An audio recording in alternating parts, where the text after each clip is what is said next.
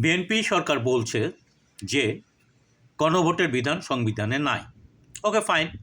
গণভোট সম্পর্কে সংবিধানে কিছু যখন নাই, তখন প্রশ্ন এসেই যায়, এ যাবৎ পর্যন্ত বাংলাদেশে মোট 4টা গণভোট হয়েছে।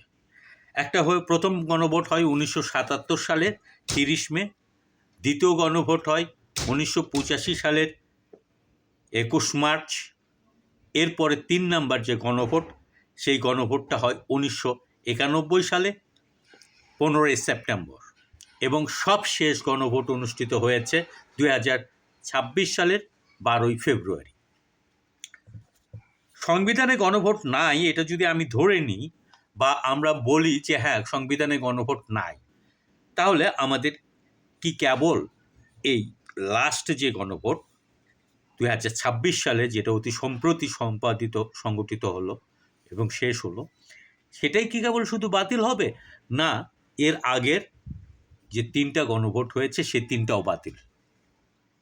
এবং এই 3টা গণভোটে সংবিধানের যে পরিবর্তন এসছে সেই সবগুলি পরিবর্তন বাতিলযোগ্য কিনা, এই প্রশ্নটা কিন্তু থেকেই যায়।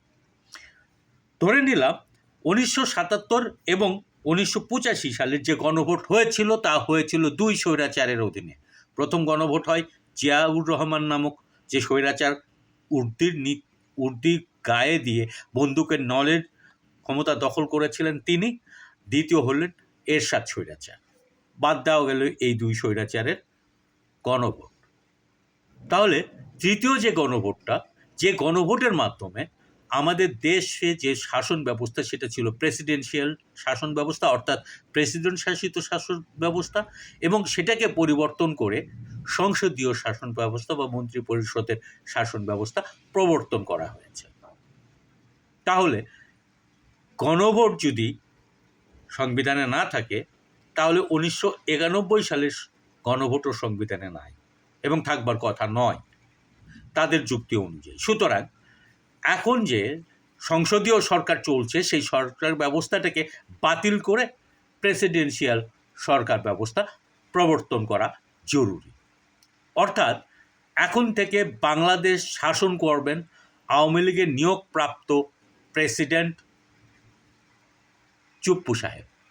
এ বিষয়ে নিশ্চয়ই কারো কোনো দ্বিমত থাকবার কথা না। যদি বিএনপি এই বিষয়ে দ্বিমত করে, তাহলে বুঝতে হবে বিএনপি বর্তমান সরকার সকল ইত্রামি বদমাইশিগুলি করছে। গ্রাম দেশে আর একটা কথা আছে, খুব প্রচলিত কথা, যে ছাগল নাচে খুঁটির জোরে। এই কথাটা যদি আমরা মনে করি, তাহলে প্রধানমন্ত্রী বা সরকারকে খুব ধোয়া তুলসী পাতা বলার কোনো কারণ নেই। কারণ সরকারের মন্ত্রী সালাউদ্দিন সাহেব যে কথাগুলি বলছেন, সে কথাগুলি সরাসরি সরকারের কথা এবং প্রধানমন্ত্রীর কথা।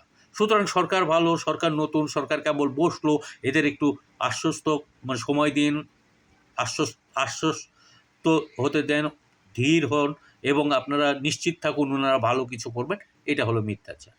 কারণ ওই যে ছাগল নাচে খুঁটির জোরে, সরকার ব্যবস্থা এবং প্রধানমন্ত্রীর ইশারাতেই যা হবার তা হচ্ছে এবং সেটা করছে সালাউদ্দিন সাহেব। এ বিষয়ে কোনো সন্দেহ